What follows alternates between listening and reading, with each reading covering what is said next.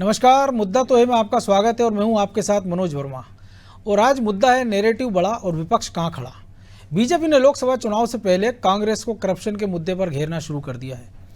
सांसद धीरज साहू के मामले पर बीजेपी कांग्रेस पर जमकर आरोप लगा रही है, तो वहीं विकसित भारत संकल्प यात्रा निकालकर मोदी सरकार की उपलब्धियां गिना रही है। यानी बीजेपी 2024 के चुनाव से पहले एक नैरेटिव सेट करने में जुटी है और इधर भ्रष्टाचार के मुद्दे पर जवाब कांग्रेस कैसे दे वह समझ नहीं पा रही है। ऐसे में अब सवाल ये है कि क्या लोकसभा चुनाव में भ्रष्टाचार अहम मुद्दा होगा और क्या करप्शन के जरिए बीजेपी कांग्रेस को घेर लेगी, और आखिर कांग्रेस बीजेपी के आरोपों का कैसे काउंटर करेगी। आज इन्हीं सवालों को लेकर चर्चा करेंगे, लेकिन पहले रिपोर्ट देखिए।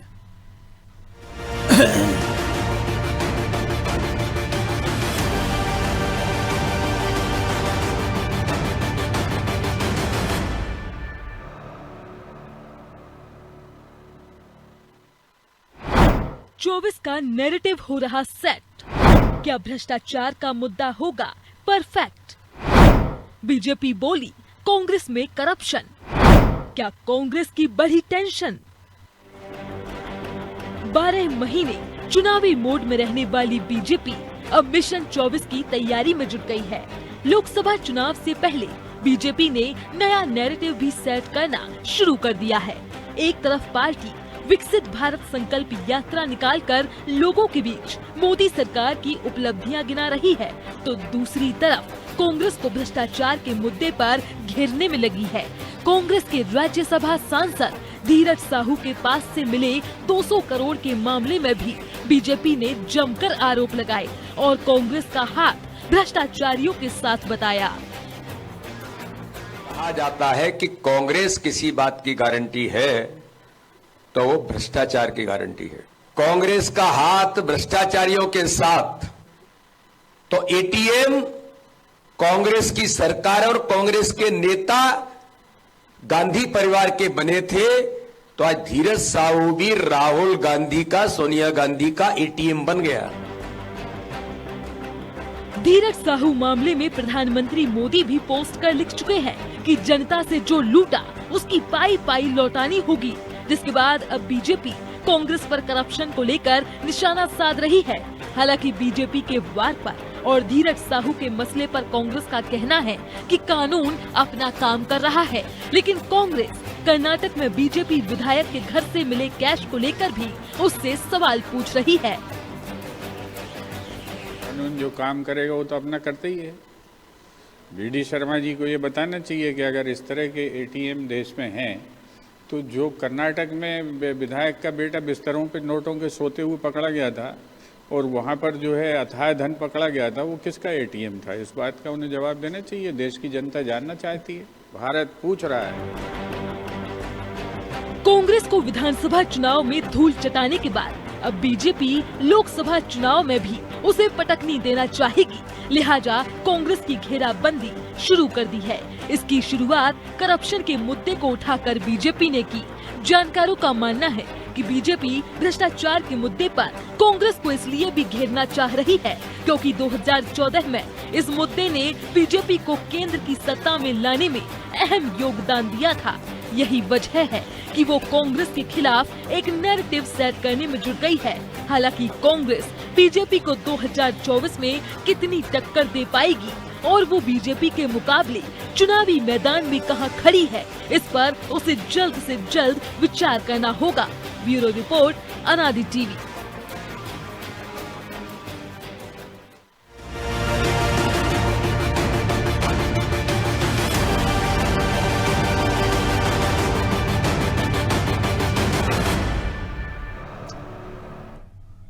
तो इसी मुद्दे पर चर्चा करने के लिए हमारे साथ जुड़ गए आनंद तारण, कांग्रेस के नेता हैं, बीजेपी प्रवक्ता अजय धवले और वरिष्ठ पत्रकार अशोक शुक्ला। आप तीनों को बहुत बहुत स्वागत है। धवले जी, कि जब कर्नाटक में माल पकड़ा जाता नोट, तो कांग्रेस का आरोप है जब आप चुप्पी साध लेते हैं, लेकिन जब झारखंड में शराब कारोबारी के छापे पड़ते हैं और नकदी पकड़ी जाती है, तो आप एक नैरेटिव सेट करने का प्रयास करते हैं कि ये कांग्रेस के एटीएम है, सोनिया गांधी के एटीएम है।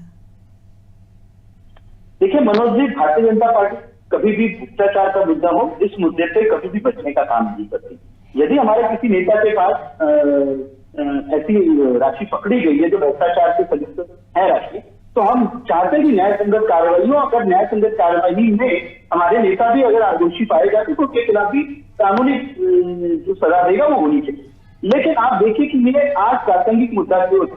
कांग्रेस के सांसद है राज्यसभा के साहू जी, और राहुल गांधी के खास सबसे बड़ी बात यह है कि राहुल गांधी जी के विश्वास पात्र है। अब राहुल गांधी के विश्वास पात्र के यहाँ 230 करोड़ का भी काउंट हो गए। उसके बाद किसी राशि की बात आ रही है कि वहां मशीनें कम पड़ रही है, काउंटिंग मशीनें कम पड़ रही है, और विभाग जिस प्रकार से प्रक्रिया में लगा कि कैश खत्म ही नहीं हो रही, कैश इतनी आ रही है। तो हमें देखना पड़ेगा कि गांधी परिवार के 50 वर्षों का जो देश पे शासन किया है, इस शासन में इन लोगों ने ऐसी क्या काम की कि जिसके पास इतनी सारी कैश एक्यूमुलेट हो गई। दूसरी सबसे बड़ी बात, कांग्रेस पार्टी में क्या रिस्पॉन्सिबिलिटी नाम की कोई चीज है? अगर उनका सांसद है पकड़ा गया है तो कांग्रेस पार्टी की ओर से, शीर्ष नेतृत्व की ओर से, और जो उनके वर्तमान सांसद है कहीं ना कहीं उनके संगठन की ओर से इस चीजों को कंडेम किया गया। दूसरी सबसे बड़ी बात, तीसरी बड़ी बात, जब लॉ इन्फोर्समेंट एजेंसी आज ईडी, सीबीआई या आईटी, इनकम टैक्स ये सब कार्रवाइयां करती है, तब कांग्रेस इन पर प्रश्न चिन्ह खड़ा करती है कि ये भारतीय जनता पार्टी के इशारे पे कार्य हो रहा है। लेकिन आप देखिए कि यूपी का शासन काल का 10% मनोज जी ये कहते थे कि ईडी, सीबीआई जो है, हम लोग जब कहते थे कि ये बंद पिंजरे पर तोता है, तब इन लोगों का कहना था कि नहीं वो कार्रवाई नहीं करेंगे क्योंकि पर्पजफुली और कन्वीनियंट थी। उन्हें पता था कि अगर ऐसी कार्रवाई देश में शुरू हो गई तो कांग्रेस के जो नेता है जिन्होंने अकूत संपत्तियां जमा करके रखी है वो ना कहीं बेनकाब हो जाएंगे। और आज हो ही रहा है। आदरणीय प्रधानमंत्री नरेंद्र मोदी के शासन में जो उनकी नीति थी कि ना मैं कुछ खाऊंगा ना किसी को खाने दूंगा, और हमारे अगर सबसे बड़ी लड़ाई है विकसित भारत बनाने में, तो सबसे बड़ी लड़ाई है भ्रष्टाचार के साथ में, और भ्रष्टाचार जो गांधी परिवार के दरबारियों द्वारा किया गया। तो ये सारा इकट्ठा होके आज जब लोकतंत्र में ये सामने आ रहा है, तो मुझे नहीं लगता कि एक जिम्मेदार राजनीतिक दल होने के बाद कांग्रेस का इसको विरोध करना चाहिए। तो तारण जी, आपने बीजेपी प्रवक्ता जो अजय धवले उनके आरोप भी सुने, जो बीडी शर्मा की प्रेस कॉन्फ्रेंस सुनी, और प्रधानमंत्री का आपने ट्वीट भी देखा है, तो आपकी प्रतिक्रिया क्या? वाकई कांग्रेस ऐसे एटीएम तैयार कर रही राज्यों में अलग अलग? देखिए, भारतीय जनता पार्टी का चरित्र तो हमने देख लिया, और निश्चित रूप से जो ईटीएम वाला मामला था, ईटीएम का मामला भी सब सामने आ गया है। निश्चित रूप से जो ईटीएम का घोटाला बहुत बड़ा घोटाला है। जहां तक अभी आप दूसरी बातें कर रहे थे, तो निश्चित रूप से कहीं ना कहीं इन सब चीजों के तार भाजपा से ज्यादा जुड़े हुए, क्योंकि भारतीय जनता पार्टी, चाहे आप घोटालों की बात हो, चाहे अन्ना आंदोलन की बात हो, अरे भाई अन्ना आंदोलन के बाद अन्ना कहाँ चले गए? तो ये अभी तो साहू जी की बात हो रही है ना। अरे मैं साहू जी की बात कर रहा हूँ। तो कर्नाटक में भी जो भाई जो इनके साथ घोटाले में पकड़ा जाता है, जो इनकी पार्टी का होता, उसका तो पता ही नहीं चलता है। जिस दिन आता है सामने उस दिन आता है, इसके बाद सब चला जाता है। भाई अगर पवार साहब के भतीजे का आया था भोपाल, मध्य प्रदेश की राजधानी भोपाल में, आदरणीय प्रधानमंत्री जी, हमारे देश के प्रधानमंत्री, हम सबके प्रधानमंत्री जी, जहाँ बोल के गए थे सार्वजनिक मंच से कि उनके ऊपर कार्रवाई हुई, कठोर कार्रवाई हुई, और दूसरे दिन हम पूरे देश ने देखा कि उनको उप मुख्यमंत्री बना दिया महाराष्ट्र का। तो ये भारतीय जनता पार्टी का चाल चरित्र, चेहरा है, और ये बागपटुता है आदरणीय प्रधानमंत्री जी की, पूरा देश देख रहा है। मध्य प्रदेश, छत्तीसगढ़, राजस्थान 3 चुनाव हुए, तीनों चुनावों में भाजपा के विरोध में पूरी लहर थी। किस तरह से पूरा भारतीय जनता पार्टी के फेवर में हो गई। 10 दिन पहले प्रधानमंत्री, देश के प्रधानमंत्री 10 दिन पहले कह रहे थे कि हम तीनों राज्यों में बहुत पर्याप्त बहुमत से जीतेंगे। अरे अभी भी 400 के पार का दावा कर रहे हैं। ऐसा लग रहा है कि लेकिन हार के लिए कोई बोलता ही नहीं। आपके नेता भी नहीं कहेंगे ना कि हम हार रहे हैं चारों राज्यों में, वो तो सब कहेंगे जीत रहे हैं। और वोट तो आपको ज्यादा मिला, 4 करोड़ 60 लाख वोट मिला कांग्रेस को, बीजेपी को तो 4 करोड़ 50 लाख वोट ही मिला चारों राज्यों, 5 में। देखिए 199 क्षेत्रों में, 199 विधानसभा क्षेत्रों में बैलेट पेपर पर कांग्रेस जीती थी, और 31 में, मात्र 31 में भारतीय जनता पार्टी जीती थी। तो निश्चित रूप से बहुत बड़ा ईटीएम के साथ खेला हुआ है, बहुत बड़ा खिलवाड़ हुआ है। अरे हम तो अभी ईवीएम की नहीं एटीएम की बात कर रहे हैं ना तारण जी। हम तो एटीएम, जो कांग्रेस के एटीएम बता रही है विपक्ष, उसकी बात कर रहे हैं हम। सरकार ईवीएम पे बाद में चर्चा करेंगे जी। एटीएम की बात करेंगे, ईवीएम की बात करेंगे, ये सब भारतीय जनता पार्टी का जिस तरह से जनता के जनादेश पर जिस तरह से डाका डाला, पहले मध्य प्रदेश अकेले में डाला था, अब 3 राज्यों सहित में डाला गया। निश्चित रूप से ये केवल और केवल जन भावनाओं के साथ खिलवाड़ कर रहे हैं। ये केवल और केवल सत्ता की राजनीति कर रहे हैं। इन्हें केवल डिक्टेटरशिप चाहिए। इन्हें जन भावनाओं से कोई लेना देना नहीं, जनता की समस्याओं से कोई मतलब नहीं। केवल इन्हें जो कर रहे हैं अपने हिसाब से कर रहे हैं, बाकी कुछ देना देना नहीं। चलिए धवले जी, वो तो कह रहा है आपको जनता की भावना से लेना देना नहीं है, वो भी ईवीएम की बात कर रहे हैं। मैं तो हर चीज की बात कर रहा हूँ ना जी, मैं तो हर बात की बात कर रहा हूँ कि भारतीय जनता पार्टी चरित्र है, वो तो देख रहे हैं ना। पार्टी बैलेक्टपुर में भी जीत के मध्य प्रदेश में हम नहीं जीत पाए। हम समीक्षा करेंगे कि हम क्यों नहीं जीत पाए। अधिकारियों कर्मचारियों तक के हमने अपनी बात कैसे पहुंचाने में हम सक्षम थे।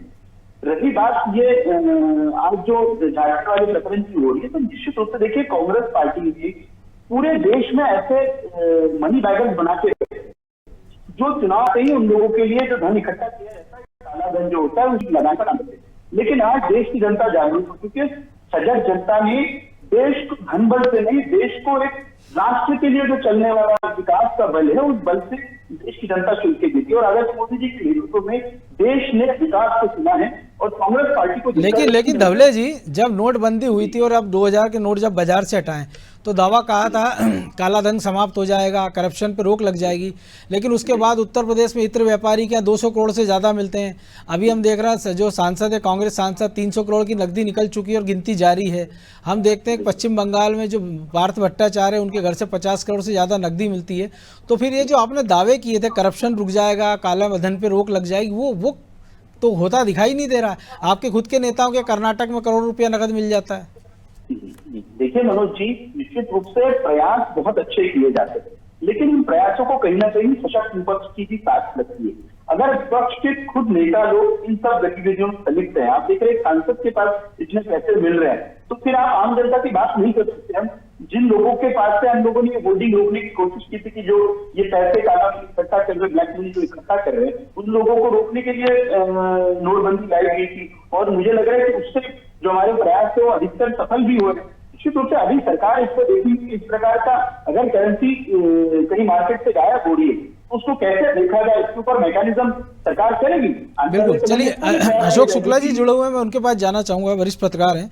तो अशोक जी, हम देख रहे हैं एक तरफ बीजेपी में कौन बनेगा मुख्यमंत्री का खेल चल रहा है और कांग्रेस में हम देख रहे हैं कि वो समीक्षाओं की बात हो रही है। लेकिन इधर 24 का नैरेटिव सेट करने का प्रयास हो गया, बीजेपी उस पर आगे भी बढ़ चुकी है।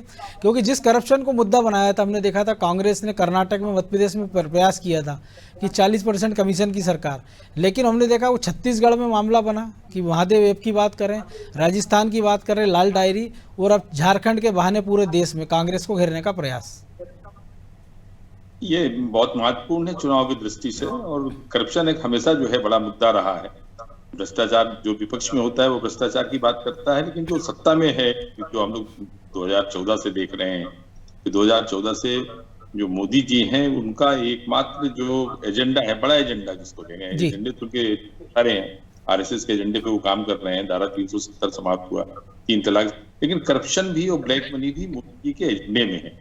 ये ठीक है कि अभी ये जो छापे पड़ रहे हैं ये विपक्ष दलों के यहाँ पड़ रहे हैं और उनके यहाँ से बड़ी राशि भी निकल रही है, तो गरीब जनता के अमीर नेताओं की खुल देने वाली ये खबर जो अभी धीरज साहू ज्ञान जिस तरह से पैसे मिले। और वैसे मैं आपको एक चीज बताऊं मनोज जी, जो राजनीति का एकमात्र आकर्षण है वो करप्शन है।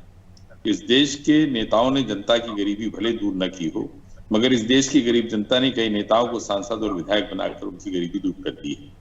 एक बात मैं और आपके माध्यम से कहना चाहूंगा कि कलयुग में भारत का जो नेता है वो लक्ष्मी का साक्षात अवतार है और 140 करोड़ लोगों पर सवार है। जिस देश में नियम कायदों के पालन में रिश्वत लगती हो, जहां भ्रष्टाचार की अराजकता इस तरह से हो कि नियम कायदों का आप ड्राइविंग लाइसेंस देखिए, सरकार का बनाया हुआ एक नियम है, आप जाइए इसका पालन करने, आपसे घूस ले ली जाएगी। मध्य प्रदेश का हर हुक्मरान जो है वो दस्तखत की कीमत वसूलता है। ये स्थिति अकेले मध्य प्रदेश में नहीं है, सभी लेकिन आपको नहीं लग रहा है ये जो मुद्दा बनना था वो बना नहीं पाई कांग्रेस भी, लेकिन बीजेपी जो पड़ोसी राज्य का, हो सकता है कि कल को हमने जो इत्र व्यापारी का मामला देखा था उत्तर प्रदेश का कि सारी धन उसने बता दिया था कहाँ से आया, इसमें भी जो कांग्रेस सांसद है वो बता दे, उन पर कुछ जुर्माना लगे, बाकी की राशि मिल जाए। लेकिन एक जो मुद्दा इरेज किया जा रहा है 24 के हिसाब से, तो ये वाकई बड़ा मुद्दा बनता नजर आ रहा है। निश्चित तौर पर बड़ा मुद्दा बनेगा ये। और इसके पहले भी आप ये देखिए कि जब 2014 में यूपीए की सरकार के इलेक्शन हुए थे तब भी भ्रष्टाचार एक बड़ा मामला था। 2G 3G कोल घोटाले जैसे बहुत सारे मामले थे जिसको लेकर मोदी जी बहुत आक्रामक थे और उसका उनको फायदा भी मिला था और अभी भी उनको ये फायदा मिलता हुआ दिख रहा है। हालांकि कर्नाटक में नुकसान हुआ था, वहां पे कमीशन की एक सरकार थी जिसको लेकर कांग्रेस ने एक बड़ा मुद्दा बनाया था। और मध्य प्रदेश में देखिए, मध्य प्रदेश में शिवराज जी की जो कैंपेनिंग थी उसमें वो कमलनाथ जी को कभी कमलनाथ नहीं कहते थे, करप्टनाथ कहते थे। और साथ में ये भी आरोप, जब 15 महीने की सरकार थी तो वल्लभ भवन जो है भ्रष्टाचार गड्ढा बना हुआ था। तो निश्चित तौर पर भ्रष्टाचार एक बड़ा मुद्दा है और जिस तरह से कांग्रेस और अन्य दल जो घिरे हुए हैं, विपक्षी पार्टियां सभी जो है करप्शन के मुद्दे पे जो है बुरी तरह से फंसी हुई, चाहे वो ममता बनर्जी हो या आपके सपा के हो या बसपा की जो मायावती के भाई के यहाँ ही छापा पड़ा था नोटबंदी के बाद, बिल्कुल उनके आनंद कुमार के यहाँ जी। तो धवले जी, तो मेरा ये जो चूज एंड पिक वाली राजनीति है आपकी, कि जो आनंद जी भी कह रहे थे कि जो आपके साथ आ गया वो ठीक है और जो विपक्ष में वो करप्ट है। देखिए मनोज जी, भारतीय जनता पार्टी हमेशा से कहती रही और हमेशा से इस बात पे हमारा संकल्प है कि हमारे साथ में आने से किसी का भ्रष्टाचार का मुद्दा खत्म नहीं हो जाता। न्याय संगत तरीके से उसके ऊपर कानूनी कार्रवाई होगी और जांच एजेंसियां स्वतंत्र हैं, वो इंडिपेंडेंट अथॉरिटीज है, कॉन्स्टिट्यूशनल अथॉरिटीज है, वो अपने अपने पैरामीटर्स में फिट आऊंगा आनंद जी आपके पास। मनोज जी, हमारे साथ में आने से किसी के ऊपर के आरोप खत्म नहीं हो जाते। अगर वो कन्विक्ट कर रहे हैं तो निश्चित रूप से उसको कानून के हिसाब से सजा मिलेगी। लेकिन सर आपकी बात नहीं कर रहे, हम बात कर रहे कन्विक्टेड किसी के यहाँ पे पैसे मिल गए तो बड़ा प्रश्न ये आ रहा है कि अगर पैसे मिले तो आप उसका खड़े मत राजधानी भोपाल में देश के प्रधानमंत्री ने बोला था, मुझे लगता है एक एक करके करेंगे, कहेंगे तो जनता आपकी बात अच्छे से सुन पाएगी। और दूसरे दिन उन्हें महाराष्ट्र का मुख्यमंत्री बना दिया, वो भारतीय जनता पार्टी में शामिल हो गए, उन्हें महाराष्ट्र का मुख्यमंत्री बना दिया। ऐसी बातें करते थे। और फिर 2013 में आपने वादे किए थे 2 करोड़ नौजवानों को नौकरी देंगे, आपने वादे किया आऊंगा आनंद जी, कारण जी आऊंगा आपके पास। भारतीय जनता पार्टी हमेशा से इस मुद्दे पर सजग रही है, इस मुद्दे पर प्राथमिकता के साथ हम लोग लड़ते रहेंगे। तो आज हमें देखते हैं कारण जी एक एक करके बोलेंगे धवले जी तो दर्शकों को भी सुनाई देगा। मोदी जी जेल में डालने से किसी को पीछे नहीं है। चारों तरफ महामारी, चारों तरफ महंगाई का आराम है, आज भ्रष्टाचार। लेकिन आप मुद्दा क्यों नहीं बना पाते आनंद जी, ये दिक्कत ये है ना। पार्टी निर्वाचित होकर आ गई है। आज ये मुद्दे प्रासंगिक नहीं है। आज मुद्दा है अब तक सांसद के यहाँ इतनी बड़ी मात्रा में पकड़ी गई है। क्या कर रहे ये चुनावी कारण जी, चुनाव हो चुके मध्य प्रदेश के संपर्क में पर कार्रवाई करते हैं। भारतीय जनता पार्टी को बहुत अच्छे से सुन के दिया है। आप आज भी कई मुद्दे अगर उठा रहे हैं तो मुझे नहीं लगता कि देश की राजनीति को आप समझ पा रहे। आप देश की राजनीति को समझ नहीं पा रहे आनंद जी। आपने कितने लोगों पर कार्रवाई की? केवल और केवल छपने के लिए, मीडिया में आने के लिए इस तरह की बातें करते हैं, इसके अलावा कुछ नहीं। चारों तरफ शून्य बटा सन्नाटा। मनोज जी, इनकी हताशा निराशा हम समझ रहे हैं, बहुत बुरी तरह से हारे हैं। निश्चित रूप से इनको समझने को समय लगेगा। ये अपना कांग्रेस पार्टी जैसा अपना मानसिक संतुलन खो बैठी है, वैसे इनके नेता भी अब मानसिक संतुलन खो बैठे हैं। आज करप्शन के मुद्दे पे बात हुई थी, इन लोगों को कंडेम करना था अपने सांसद के आरोपों को। सांसद के ऊपर आपको ये डिफेंड करनी चाहिए। विकास कहीं निश्चित दिखता ही रूप नहीं से है। एक राजनीतिक दल का काम होता है, अगर ऐसे आरोप लगे तो उसके बचाव में ना आए। 4 करोड़ के कर्जे से मध्य प्रदेश को लाद दिया, तो विकास कहाँ है? आपने अगर डैम बनाया तो डैम मुझे लगता है मुद्दे से भटक रहे हैं हम लोग। इस तरह का विकास भारतीय जनता पार्टी के कार्यकर्ता और नेता का हुआ है, आम जनता का विकास नहीं हुआ मध्य प्रदेश में। आप धर्म की चलिए अशोक जी, जब छापा हुआ पड़ा तो वो कह रहे हैं कि कानून अपना काम करेगा एजेंसी, लेकिन जब वो एजेंसी काम करने लगती तो फिर आरोप के घेरे में जाती कि ईडी तो सेलेक्टिव कार्रवाई कर रही है, सीबीआई इनकम टैक्स सेलेक्टिव कार्रवाई कर रहे हैं। नहीं, देखिए जिस तरह से भी कार्रवाई हो रही है, स्वाभाविक है विपक्षी दल ये कहने से गुरेज नहीं करेंगे कि ये सिलेक्टिव कार्रवाई है। भारतीय लोकतंत्र की एकमात्र उपलब्धि भ्रष्टाचार में भारी पड़ती है। राजनीति का एकमात्र आकर्षण करप्शन है, इसमें कोई दो राह नहीं। और मैं तो ये कहूंगा कि जनता से पूछ के आप छापे डालिए ना, जनता से पूछिए किसके पास में काला धन है। जनता बेहतर समझती है। जो सरकारें होती हैं वो अपने नजरिए से देखती है, लेकिन जनता वास्तविकता जानती है कि किसके पास काला। हम लोग चुनाव में देखते हैं, जो अब खर्च की सीमा तय कर रखी है चुनाव आयोग ने, उससे 4 गुना 5 गुना ज्यादा पैसा खर्च होता है। आखिर ये कौन सा पैसा है? ये सब ब्लैक मनी ही है। हाँ, ये ठीक है कि देखने का एक अलग अंदाज है। सरकार अपने हिसाब से देख रही है, जनता अपने हिसाब से देख रही है और विपक्षी दल अपने हिसाब से देख रहे हैं। फिलहाल कांग्रेस जो है, कांग्रेस का जो करप्शन है वो और इसीलिए मैं कहता हूं कि सरकारों को बदलते रहिए। आपने 2014 में एक सरकार बदली, वो कांग्रेस का करप्शन लेके सामने आ गई। अब 2024 में आप दूसरी सरकार ले आइए, वो बीजेपी का करप्शन लेके सामने आ जाएगी। तो सरकारों को बदलते बदलते रहिए तो देश से हो सकता है कि करप्शन पूरी तरह से खत्म हो जाए, अथवा कम से कम एक समाजवाद आ जाएगा करप्शन में। जितनी राशि इधर उतनी राशि उधर, और जनता तो फटे हाल है, जनता तो नियम कायदों के पालन में घूस दे रही। तो भ्रष्टाचार चुनावी मुद्दा भले हो और ये बहस का मुद्दा भी हो सकता है, लेकिन वास्तव में भ्रष्टाचार के खिलाफ कोई नहीं है, क्योंकि राजनीति का एकमात्र आकर्षण करप्शन है। जिस दिन राजनीति से करप्शन दूर हो जाएगा, कोई लेकिन किसी को तो इनिशिएटिव लेना पड़ेगा ना। बस इसी तरह से है, ये दिखावे की कार्रवाइयां हैं और कुछ नहीं। मैं कहता हूं कि जनता से पूछ के आप छापे मारिए ना, अगर आप करप्शन। लेकिन जनता भी तो कहाँ गच्चा खा जाती है ना। हम देखते हैं कि जब इतने व्यापारी स्कूटर पे घूमता है, फटे कपड़े पहन के घूमता है और 200 करोड़ का आसामी निकलता है, तो जनता भी बेचारी क्या करेगी। लेकिन अब चूंकि समय की कमी है तो चर्चा को विराम देना होगा। बहुत धन्यवाद शुक्ला जी, तारण जी, धवले जी आपका।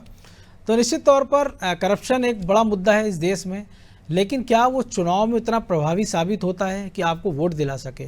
निश्चित तौर पे उसके लिए आपके पास एक प्रभावी लीडर होना चाहिए, एक ऐसा जिसकी छवि ईमानदारी की और जिसके कहे पे जनता यकीन करे। ये हमने 2014 में भी देखा है, 2019 में भी देखा है, और 2024 के लिए भी वही नैरेटिव सेट किया जा रहा है। और वो गरीब जनता जो वोट देकर 5 किलो फ्री राशन की उम्मीद में लंबी कतारों में खड़ी रहती है, और जब वो देखती है कि 500, 700, 200, 300 करोड़ रुपए अलमारियों में भरे पड़े हैं जिनको गिनने के लिए मशीनें लगाई जा रही हैं, और उसके जब कार्रवाई होती तो कहा जाता है कि ये सेलेक्टिव कार्रवाई है। तो सेलेक्टिव ही सही, चुनिंदा लोगों पर ही सही, लेकिन कार्रवाई हो तो रही है, और ये कार्रवाई लगातार जरूरी है, और उसके लिए जनता को भी आगे आना होगा और राजनीतिक दलों को भी इसके लिए कदम उठाने होंगे। मुद्दा तो है, मैं आज इतना ही, मुझे दीजिए इजाज़त और आप देखते रहिए अनादि टीवी। नमस्कार।